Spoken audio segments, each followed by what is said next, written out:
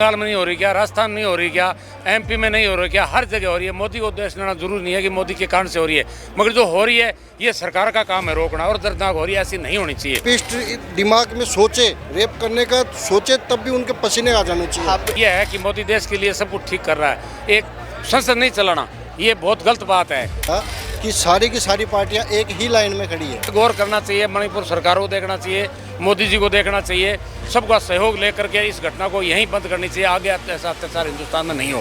कांग्रेस वालों की नहीं होती क्या, या बीजेपी वालों की नहीं होती? पार्टी ज़्यादा है क्या? पार्टी कौन बनाता है? आप और हम मिलके तो पार्टी बनाते हैं, पार्टी को देश को सरकार चुनने का मौका वो देते हैं।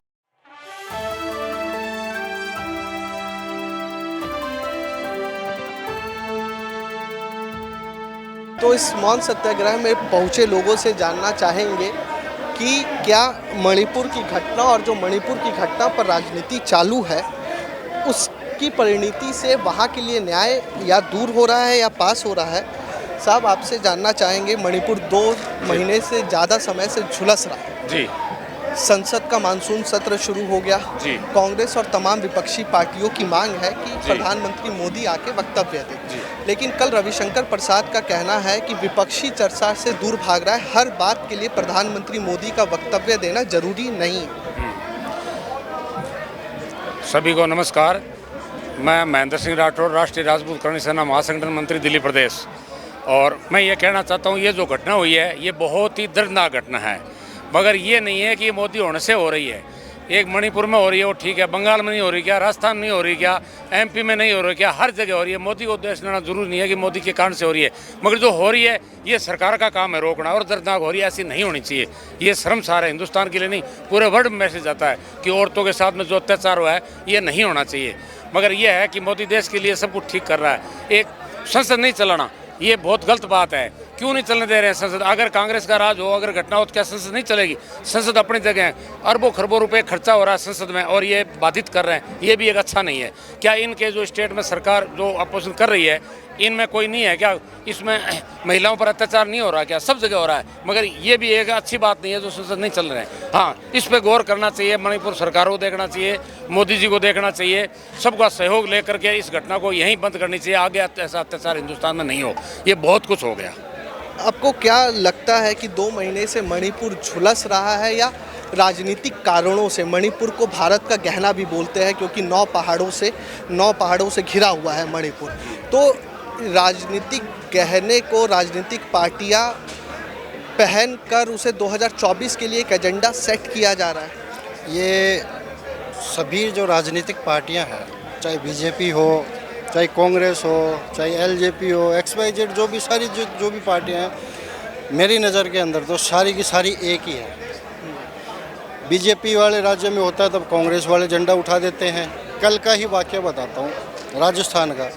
एक राजस्थान के अंदर मंत्री थे श्री राजेंद्र सिंह हुड्डा, उन्होंने अपने ही सरकार के खिलाफ विधानसभा के अंदर कहा कि महिलाओं का हम मणिपुर को देख रहे हैं, हमारे राजस्थान में आप 22% जो अत्याचार जो पिछले 5 साल में हुए हैं वो राजस्थान में हुए। राजस्थान में किसकी सरकार थी? और एक सरकार का वो वक्तव्य देने के जस्ट उसको तुरंत बर्खास्त कर दिया जाता है। तो ये नहीं है कि ये लॉ एंड ऑर्डर की ज़रूर हर जगह कमी है, ये नहीं है कि बीजेपी राज्यों में कमी नहीं है, हर जगह। मध्य प्रदेश में भी रेप इस तरह की घटनाएं हो रही है, बंगाल में हो रही है। तो ये हम तो इस चीज़ का श्री राष्ट्रीय राजपूत करणी सेना पुरजोर पे सभी पार्टियों को एक लाइन में खड़ा करते हुए ये कह रही है कि इस तरह की घटना ना पहले स्वीकार की जाए, करणी सेना ने की थी, और ना आगे की करी जाएगी। तो इसी तरह का कुछ ना कुछ इनका एक ये जो रेप जो हो रहे हैं, इस तरह की जो घटना हो रही है, इन घटनाओं को तुरंत प्रभाव से रोकने के लिए एक कमेटी या इस तरीके कुछ न कुछ कानून बनाना चाहिए जो कि रेपिस्ट दिमाग में सोचे रेप करने का सोचे तब भी उनके पसीने आ जाने चाहिए। आप एक बात कह रहे हैं राजपूत करणी सेना से, कल चंद्रशेखर आज़ाद यूपी वाले जो हैं नए नेता, युवा नेता बने हैं, उन्होंने आकर यहाँ पर काफ़ी बड़ा एक प्रदर्शन किया, प्रतीकात्मक प्रदर्शन किया। उन्होंने कल एक वक्तव्य दिया कि जिस तरीके से मणिपुर में घटनाएं हो रही हैं, या तमाम देश के अलग अलग हिस्सों में, कल बेगूसराय में घटना हुई, उससे पहले मालदा में आदिवासी महिलाओं के साथ घटना हुई, ये कहीं ना कहीं मनुवादी सोच का नतीजा है। तो कहीं ना कहीं आपको लगता है कि राजनीतिक जो पार्टियां हैं आज के दौर में वो कहीं ना कहीं जात और पात के नाम पर आपस में एक अराजकता का माहौल फैलाने की कोशिश कर रहे हैं। वो सभी पार्टियां जो है आज के समय, कांग्रेस क्या जाती है, मेरे को मोमडन्स के वोट आ जाएं, SC ST के वोट आ जाएं, और जो स्पेशली इलेक्शन समय में इनको क्या 5 साल में कोई मुद्दे उठे नहीं क्या? बहुत सारे ऐसे मुद्दे हुए, पर ये लोग पार्टी चाहे BJP हो चाहे कांग्रेस हो, ये सभी अपने इन्होंने जातियाँ बांट ली। भैया इनके कुछ हो गया तो हम बोलेंगे, इनका कुछ हो गया तो हम बोलेंगे। तो इसलिए राष्ट्रीय राजपूत कल्याण सेना ने सभी फर्स्ट में मैंने कह दिया कि सारी की सारी पार्टियाँ एक ही लाइन में खड़ी है। हमने ये नहीं कह रही BJP अच्छी है या वो अच्छी है, कोई सारी की सारी ये घटनाएं किसी भी हो, क्या माँ बहने कांग्रेस वालों की नहीं होती क्या, या BJP वालों की नहीं होती? पार्टी ज़्यादा है क्या? पार्टी कौन बनाता है? आप और हम मिलकर तो पार्टी बनाते हैं, पार्टी को देश को सरकार चुनने का मौका वो देते हैं। लेकिन जब सरकारें ही हमारी नहीं सुनती, हमारे साथ जुल्म होते हैं, हमारे बहन बेटियों के साथ अत्याचार होते हैं, इस तरह की जो मणिपुर वाली अभी ताज़ा घटना हुई है, और वो तो निंदनीय है ही, उसके अंदर तो उन लोगों को तुरंत प्रभाव से, उनकी तो श्री राष्ट्रीय राजपूत कल्याण सेना ये कहती है उनका तो कोई केस चलना ही नहीं चाहिए, उनको तो तुरंत फांसी। सीधी सी एक ही है, योगी जी वाला होना चाहिए। योगी जी का जो तुरंत डिसीजन है, भैया करो या मरो। एक आखिरी सवाल मैं आप लोगों से ले लेना चाहता हूँ। कल भी ये जातिवाद का मामला है, हरियाणा का जो है जातिवाद का है। एक गुर्जर जाति को खुद को प्रश्न करने के लिए राजा भोज राजपूत था, क्षत्रिय था, सबको पता है, इतिहास कह रहा गवाह है।